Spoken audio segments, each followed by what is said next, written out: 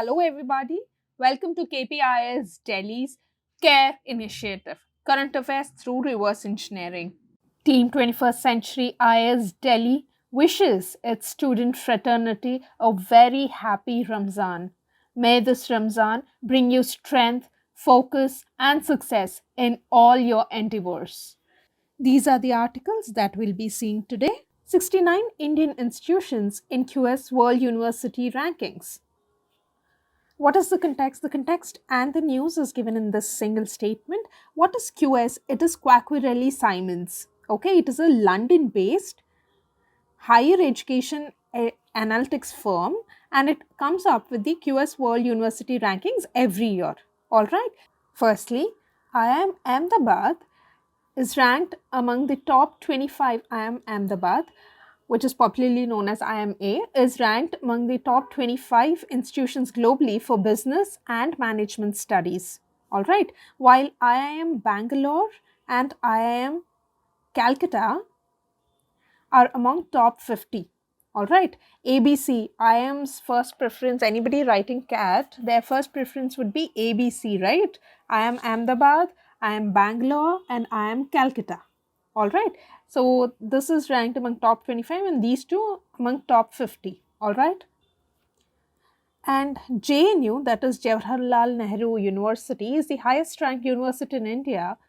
It is ranked at 20th position globally for developmental studies. All right, for developmental studies.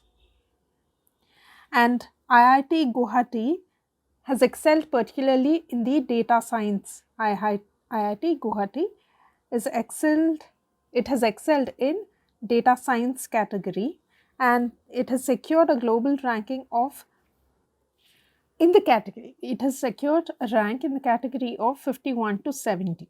All right.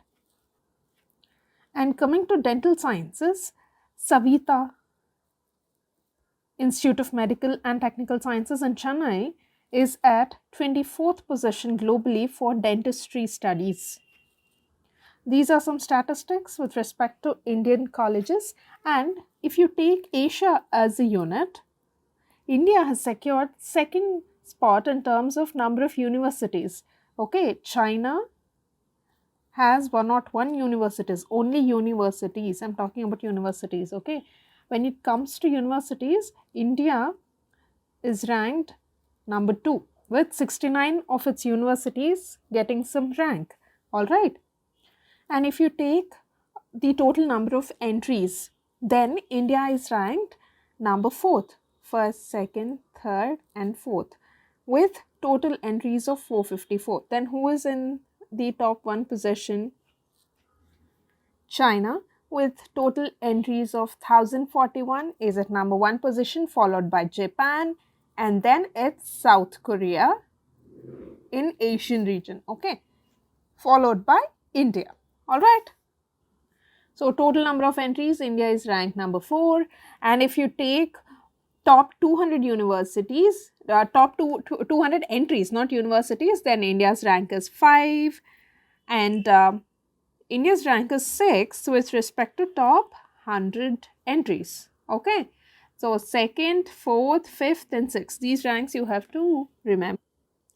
Consider the following statements with regards to QS World University Rankings 2024 released recently. QS is US-based higher education analytics firm that has come up with QS World Rankings 2024. It is not US-based, it is London-based. Okay, so this is wrong. Jawaharlal Nehru University is the highest ranked university in India in developmental studies. Yes, number 1 in India, from India. To get the best rank, the university to get the best rank in developmental studies is JNU. Globally, it is ranked at 20th position, okay, in developmental studies. Now, among Asian countries, Japan secured the top spot in terms of number of universities featured in QS 2024 rankings. It is not Japan, it's China, right? China, followed by Japan, and then comes South Korea, then comes India with respect to total number of entries. Total number of entries, China has 1041 Japan 510, South Korea 499, and India has 454. Okay, so this is wrong. In terms of volume, India is now the world's fourth largest producer of research. This is correct. Okay. Which of the statements given above are correct? First statement is wrong, so this is gone. All the above will also go. Second statement is correct.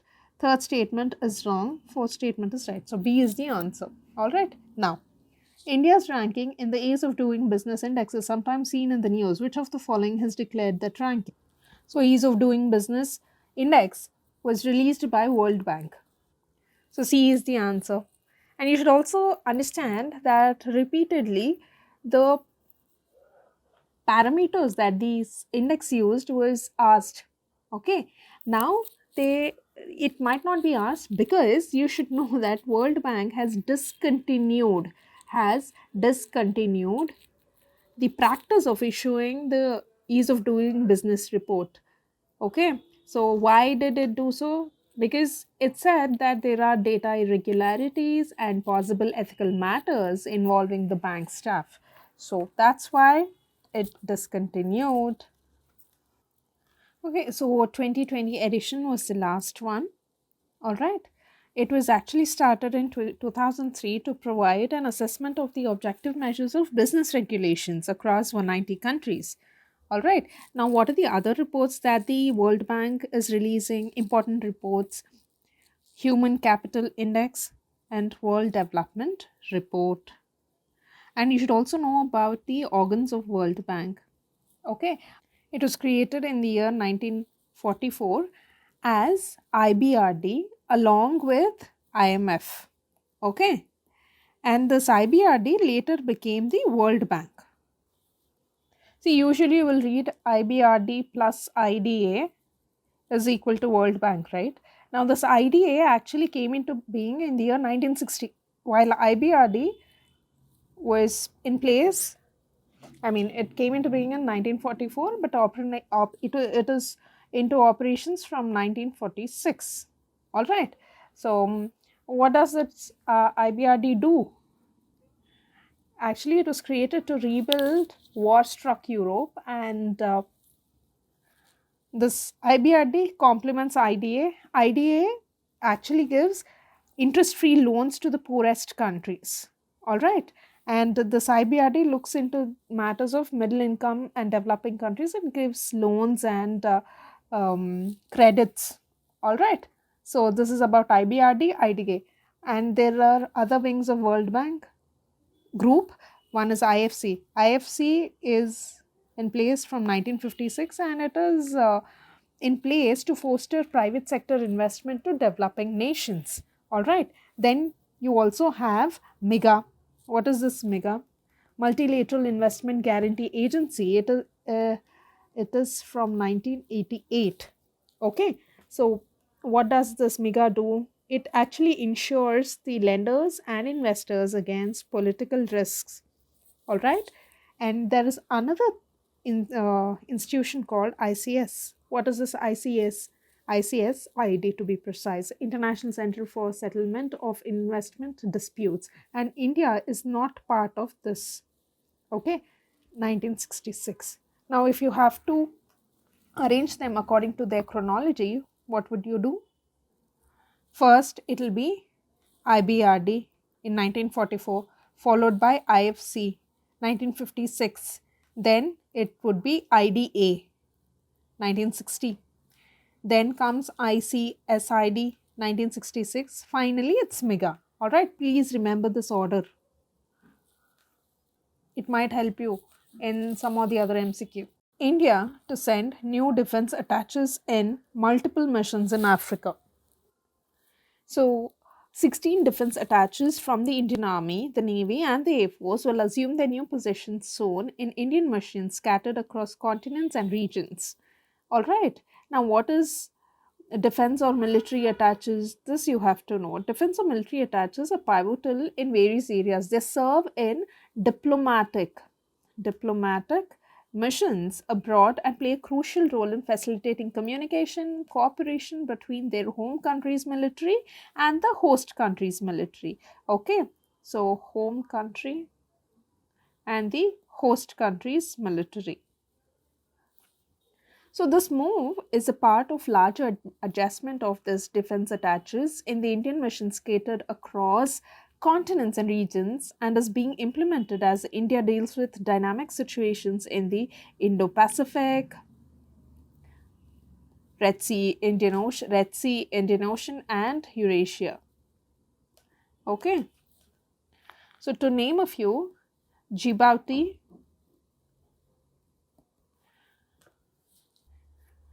New Delhi is assigning a new defense attaché to small African nation of Djibouti, and this will be second such defense attaché appointed to Djibouti. All right, and the other countries are Poland,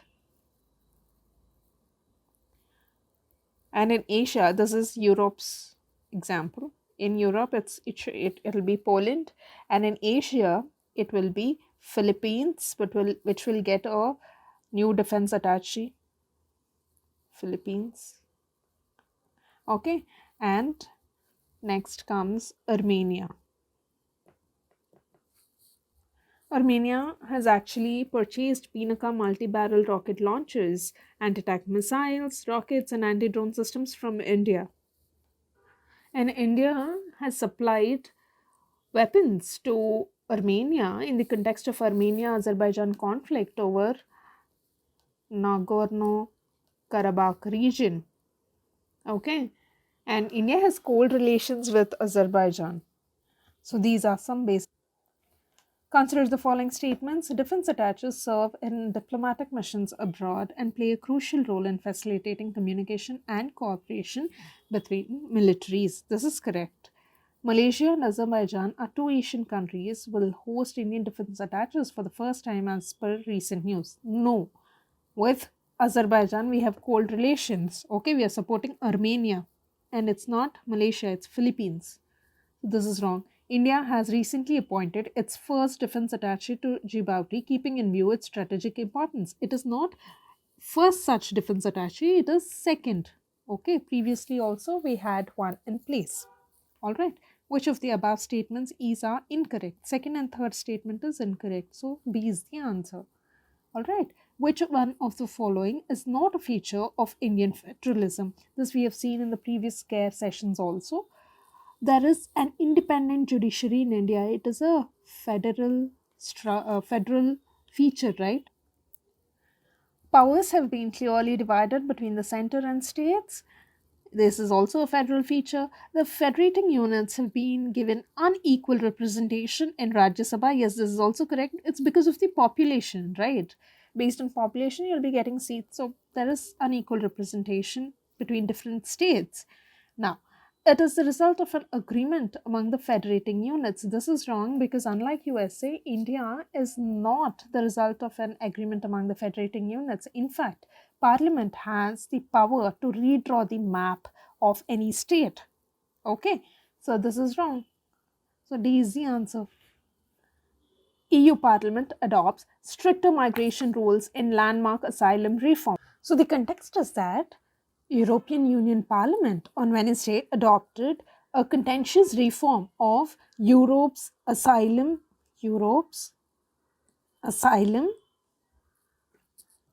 policies that will harden broader procedures and force all the bloc's 27 nations to share the responsibility. Okay. They are going for stricter norms and all the 27 members of EU should take the responsibility. All right. And the other day we discussed about Schengen agreement, Schengen area, right? How many countries are there in Schengen, or how many countries together form the Schengen zone? It is Schengen area. With 3 new additions, the total number of countries are 29. What are the 3 new additions? In 2023, Croatia joined as the 27th member. 28 and 29 are Bulgaria and Romania. All right. And in this 29, 25 are EU countries. and other 4 are non-EU countries. What are those non-EU countries? Iceland, Norway, Liechtenstein, and Switzerland. Okay, these 4 form what? European Free Trade Association, with which India had a agreement recently. So all these things you have to remember. And after Brexit, the total number of countries in EU is 27. So these are some basics that you should know and you should revise. All right. So coming to this reform, the PACS measures are to come into force in the year 2026 after the European Commission sets out in coming months how it should be implemented. Okay, so you should know about European Parliament, European Commission. I'll tell you about those things, but before we go there, some other important points in this reform is that it will also require European Union countries to take in thousands of asylum seekers from frontline states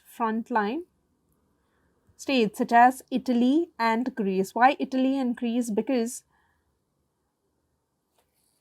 approximately 1.3 million people, mostly those fleeing war zones in Syria and Iraq, sought refuge in Europe in 2015, and EU's asylum system collapsed and reception centers were overwhelmed in these 2 countries, Italy and Greece. Okay, so it would require the EU countries to take thousands of asylum seekers from frontline states such as Italy and Greece, and alternately, they could also provide some money or other resources to the nations which are under pressure. Okay, and one controversial measure is that sending asylum seekers to countries outside EU that are deemed to be safe. So according to the reform, the EU countries can send the asylum seekers to countries outside the EU that are deemed safe. Okay, and if what is the precondition for this? The migrant has to have sufficient ties to that particular country. All right, and migrants would find out within 5 days whether they could stay in Europe or have to leave with the help of screening procedure on entry. All right, so not 5 days from now, in 2026, when this will be properly implemented, and whenever their application goes, within 5 days they will find out. Okay, now some basics about EU Parliament and European Commission. Now EU Parliament or European Parliament was in place from 1952, and it is the lawmaking body. Okay, lawmaking body elected by the people of member states, and you should remember that it is the largest transnational electorate in the world, and it is the second largest democratic electorate in the world after India. All right, so this is about EU Parliament. And who is the presiding president of this EU Parliament? European Parliament, sorry. It's Roberta Metsola from 2022. Okay, so next, coming to European Commission. European Commission is in place from the year 1958, and it is the executive body. Okay, so it will propose legislations and implement decisions taken by the Parliament. Okay, and each new president of a European Commission is nominated by European Council and is elected by the European Parliament. And the current president or the 13th president of European Commission is Ursula von der Leyen. Okay, so these are some basics that you have to remember. And I mentioned about European Council. Okay, whenever they are electing the president, first the person should be nominated by the European Council, and then the election happens in the European Parliament. So that council, European Council, was in place in 1967.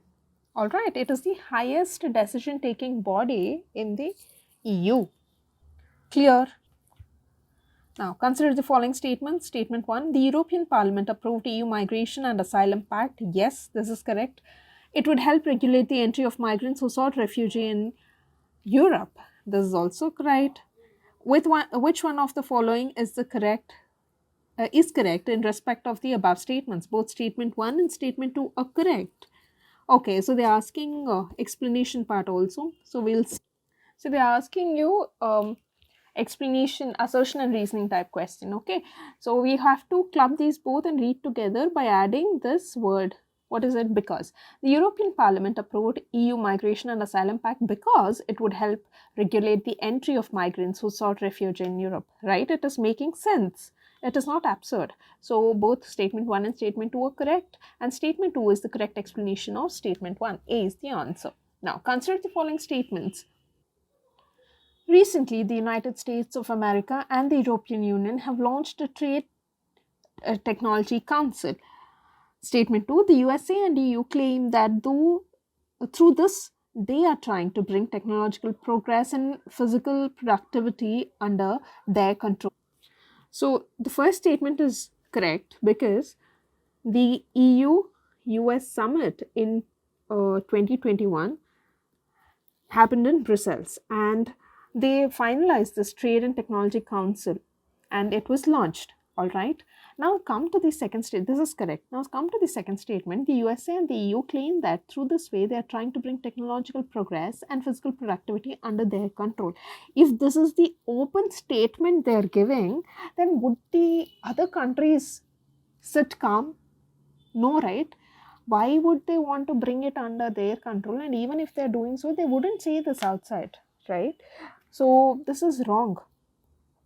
Through this council, actually, they are trying to bring the progress and trying to promote pooling of digital resources such as AI models of computing power and make them available to partner countries to address the challenges. All right. So this is wrong. All right. Now, which one of the following is correct in respect of the above statements? Second statement is wrong. So, statement 2 is incorrect. Statement 1 is correct. C is the answer. India raises sanctions over Russian diamonds with Europe. This is the article from the Hindu. And what is the context of the article?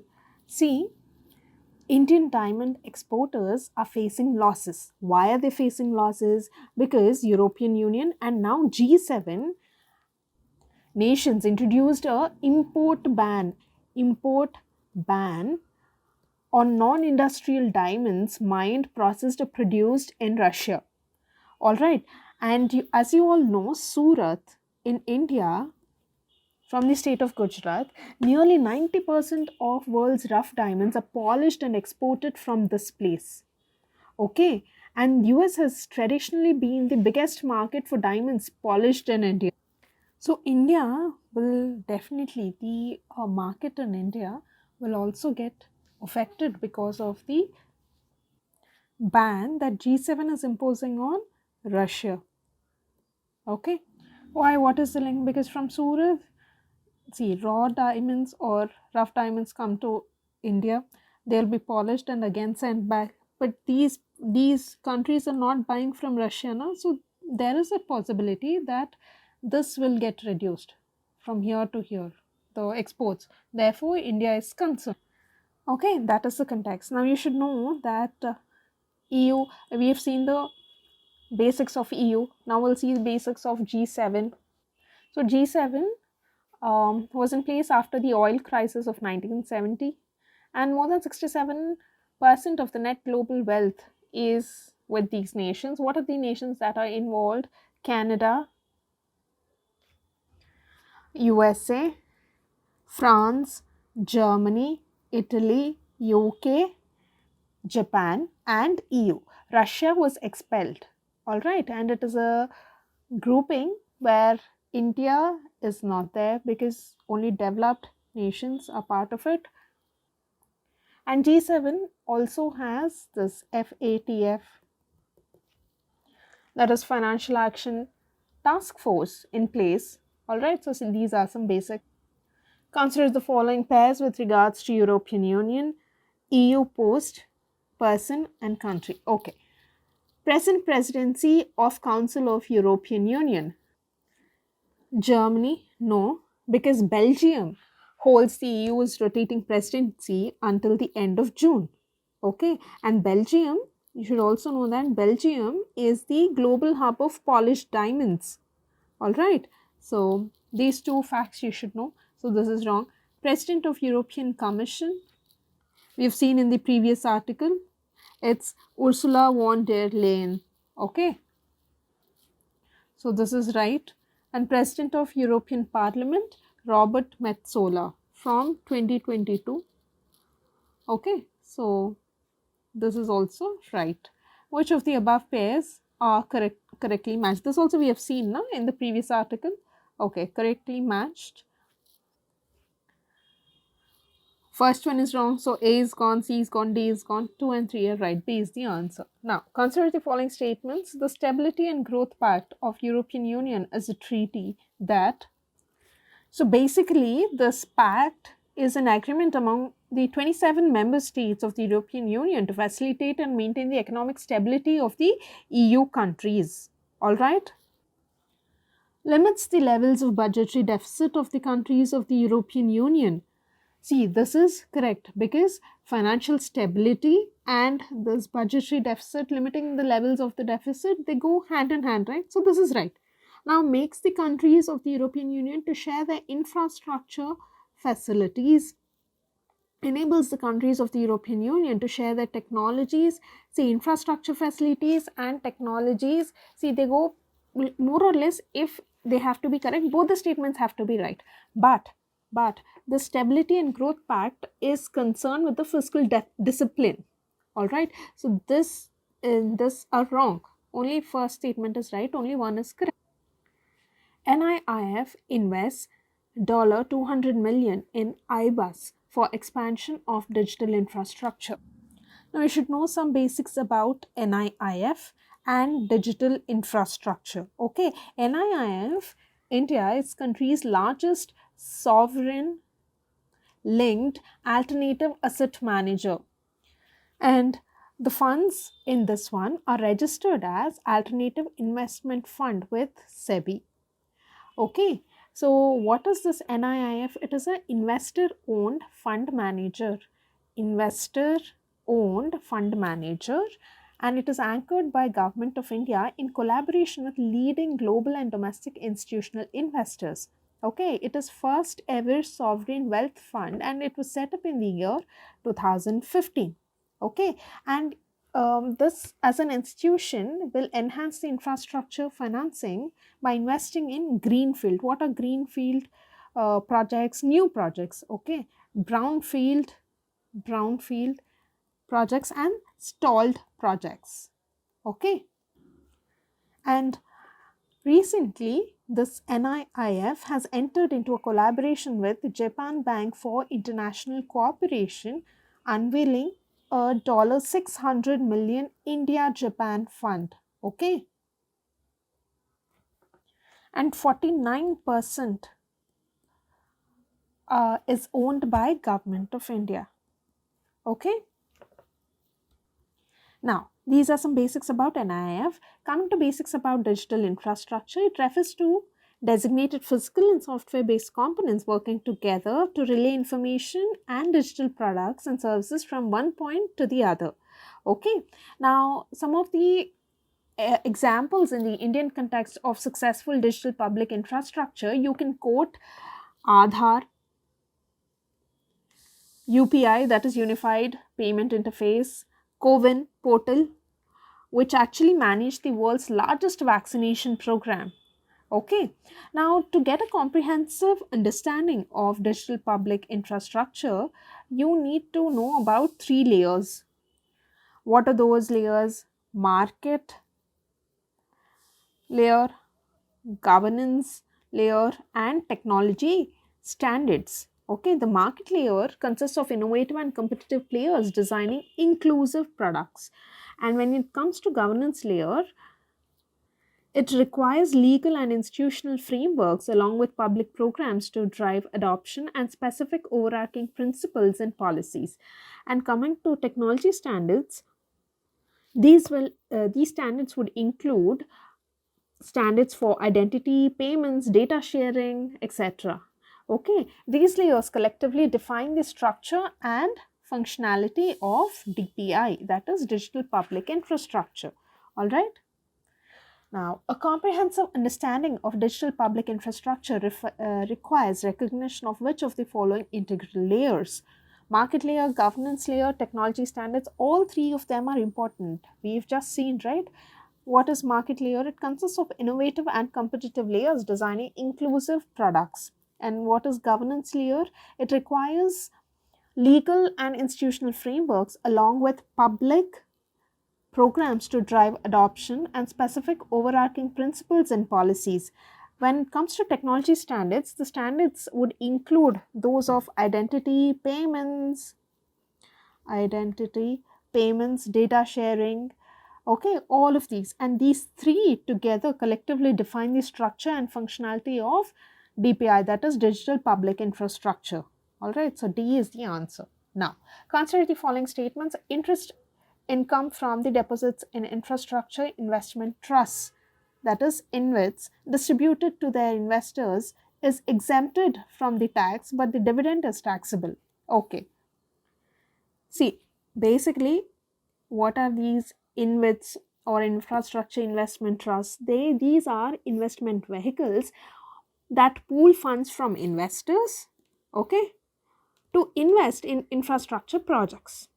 All right, this is clear. Now, you should understand that 2023-24 budget, it was said that all income distributed by InvITs, including the interest income, dividend income, and rental income, will be taxable in the hands of unit holders. Okay, so this is not exempted.